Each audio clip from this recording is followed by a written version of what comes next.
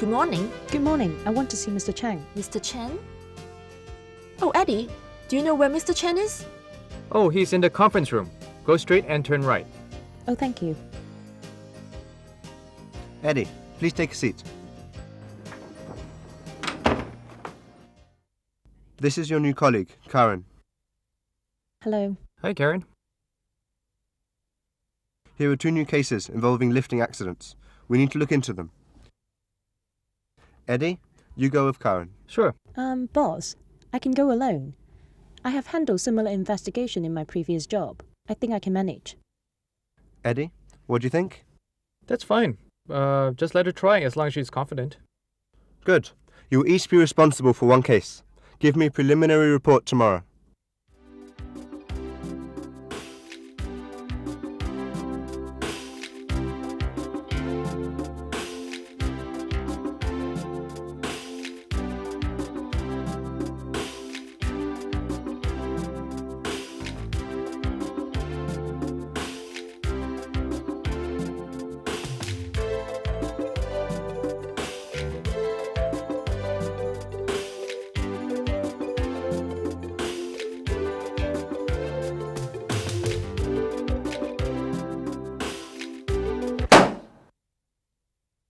Karen, your report is so lousy.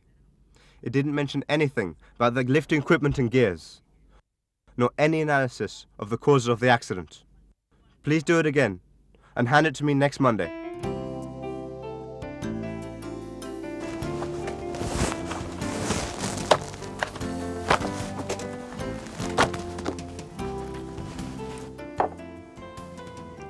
I've made a cup of coffee for you. Thanks. What's bothering you? It's the report. The boss is not satisfied with it. He asked me to refer to some books on lifting safety. You see, there's so many of them. How can I go through all of them? Don't worry, I'll help you. Generally, the lifting of objects occurs on construction sites, in factories, shipyards, container yards, and other industrial situations. Correct lifting can move heavy objects efficiently to our destinations and save on manual labor. Lifting appliances are indispensable in lifting operations. There are machineries installed with gears for lifting and lowering the load. There's a wide range of lifting appliances.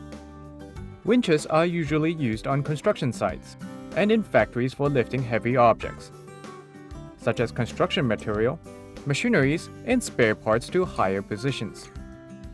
They are also widely used in the installation of elevators. Tower cranes are mainly used on large construction sites for lifting heavier construction material and equipment. Chicago booms are mainly used on small construction sites because they can save space. Gantry cranes are used in large factories and factories that make prefabricated parts, etc.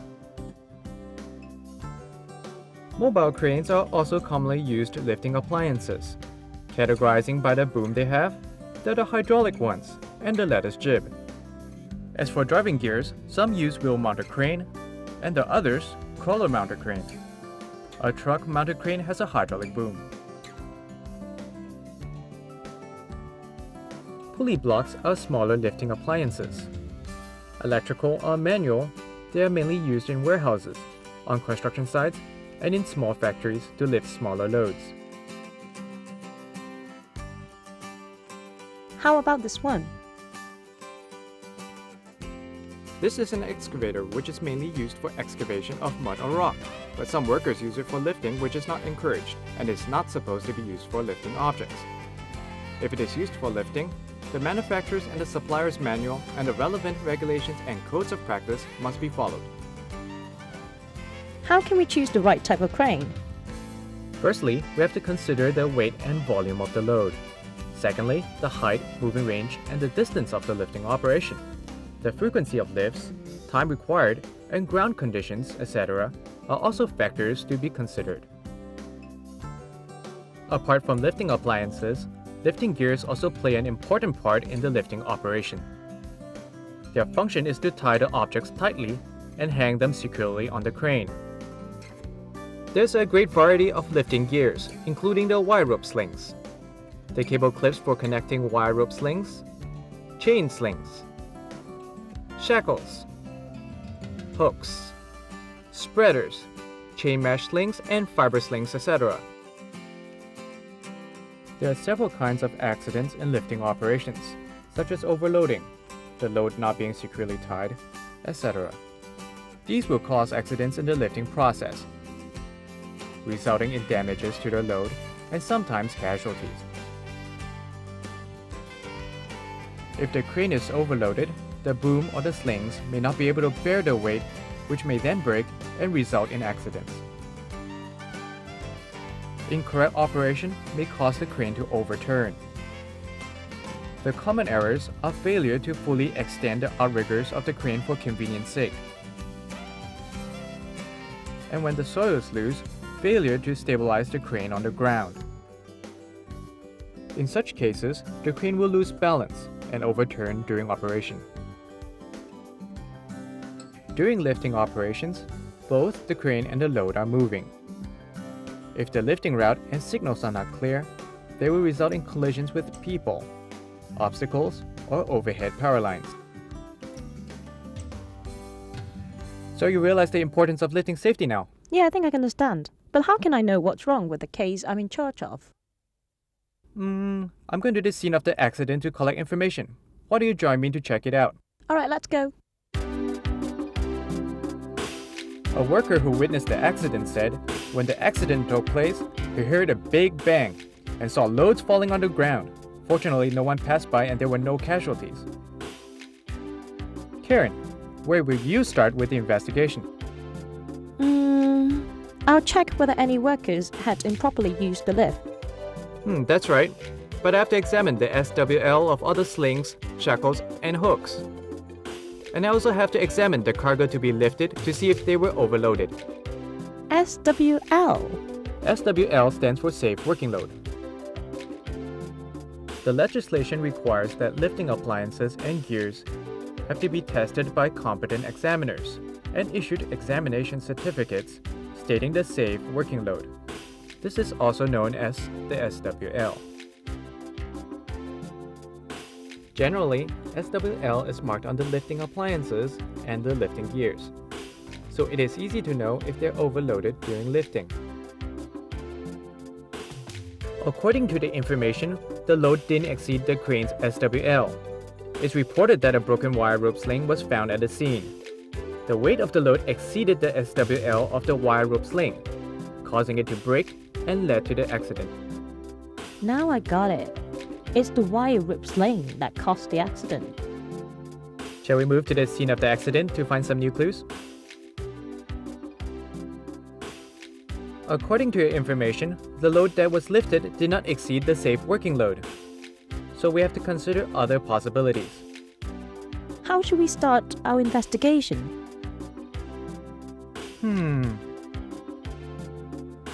That's where we can find the lead. You see, the two tower cranes are really close. When they operate at the same time, they may overlap. Based on the information from the construction sites, they do have a safety system. Whenever a boom is close to the overlapping zone, the system shall be activated to stop the boom from moving forward. The boom can only move away from the overlapping zone. To prevent overlapping of the booms, the tower crane operator shall maintain good communication to avoid mistakes. So, the chance of making mistakes is relatively low. Before a tower crane operator starts the tower crane, be it a tower crane with saddle jib or tower crane with articulated jib, he has to be aware of the safe working load and the radius of the boom operation. He should also refer to the safe load chart.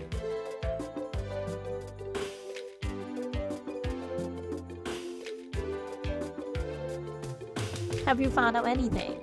Not yet. Why don't we consult an expert? An expert? Let's go.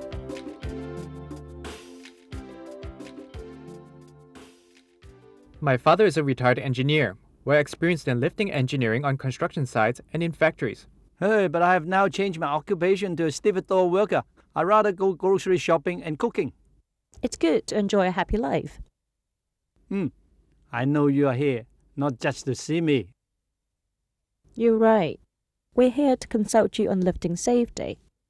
Oh, Eddie, why don't you give her some advice? Don't be kidding! I know very little.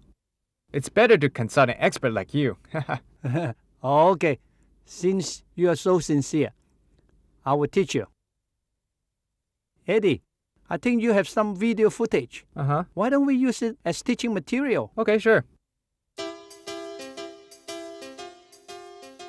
Lifting operations involve three kinds of personnel, namely the crane operator, the slinger, and the signaler.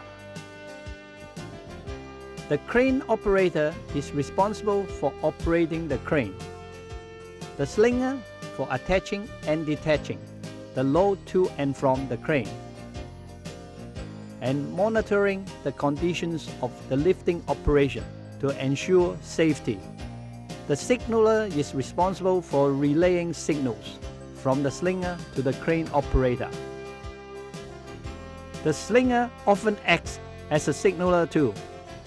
During a lifting operation, only one signaler shall communicate with the crane operator to avoid confusion.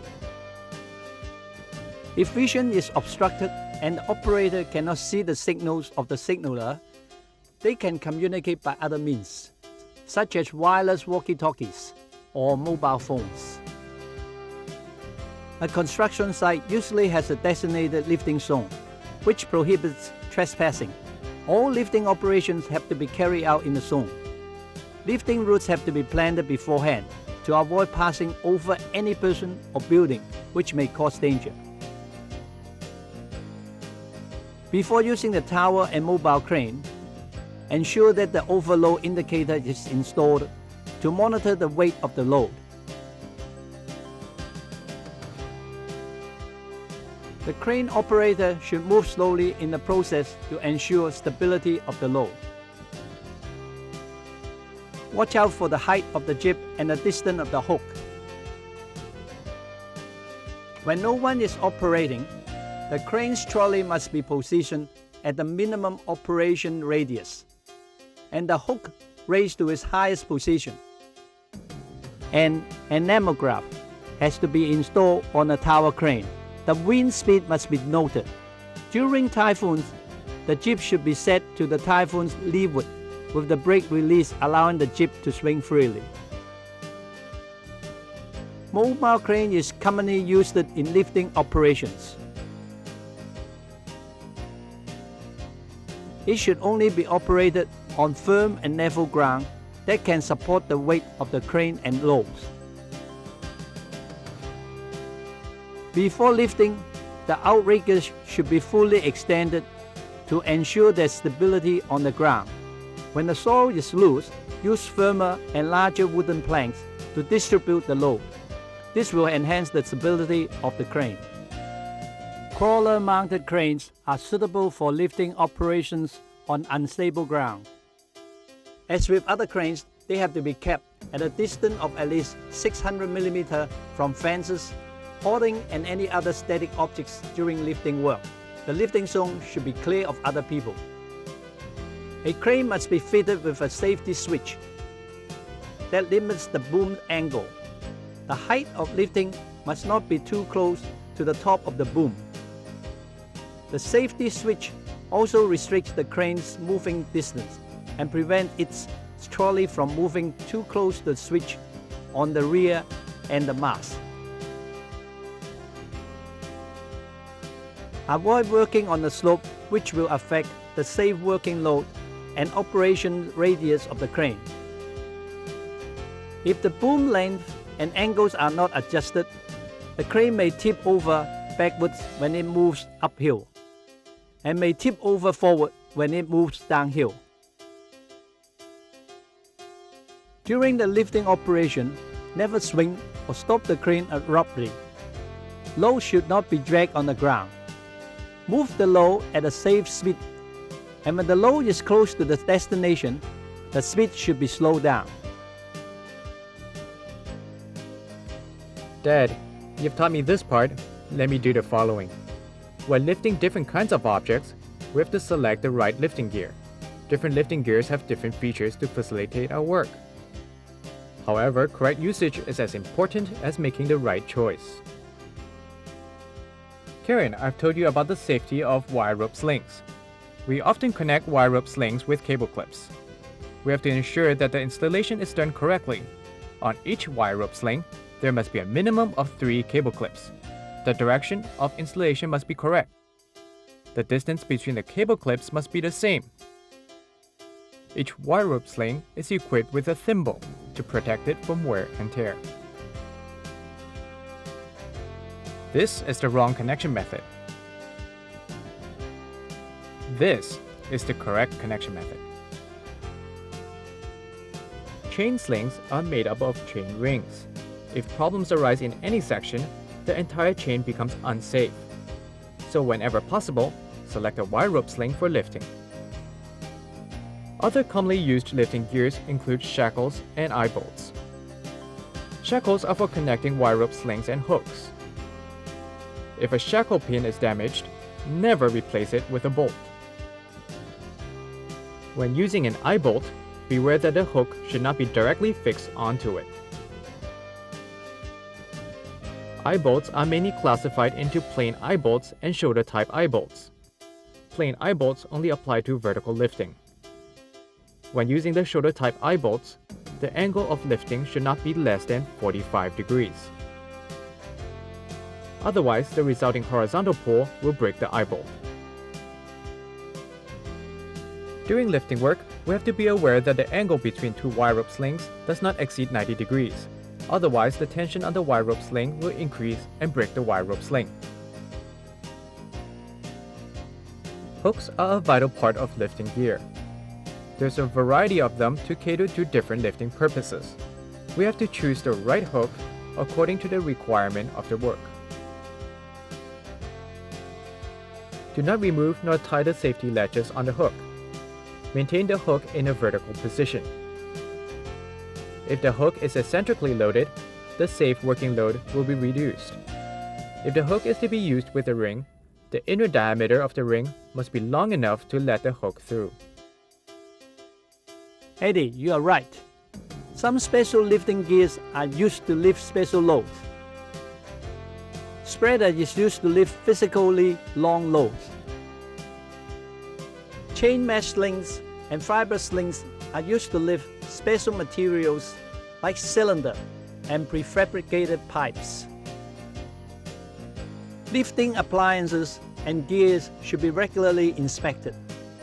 There's a lot of lifting gears on construction sites and in big warehouses. To indicate whether the inspection has expired, the industry used a color code system. Different colors represent the 4 quarters of the year when the lifting gear is inspected. Gears that have been inspected will be sprayed with the color representing the season. For example, the color of the quarter from April to June is yellow.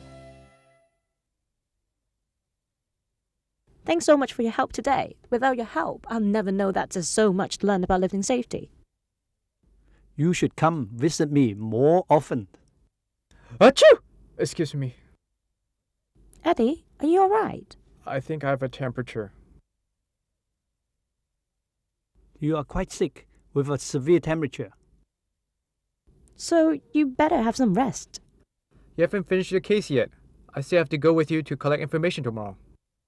You can go by yourself. Are you confident enough? I can't. I've taught you so much. You should be able to manage. Have more confidence in yourself. Okay, I can manage it.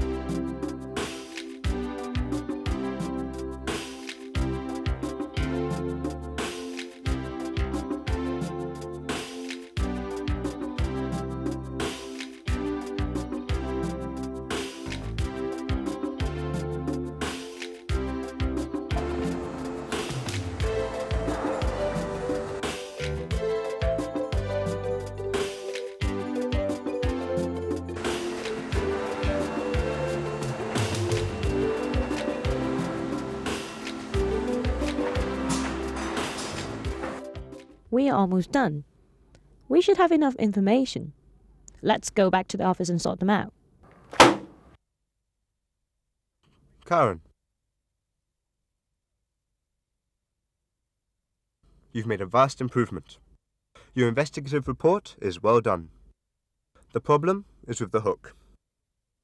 As the safety latch of the hook was broken during the lifting operation, the load collided with a steel frame and caused the load to slip through the hook and fall onto the ground. That led to the accident. Well done, Karen. Good job. Thanks to Thanks to Karen's hard work.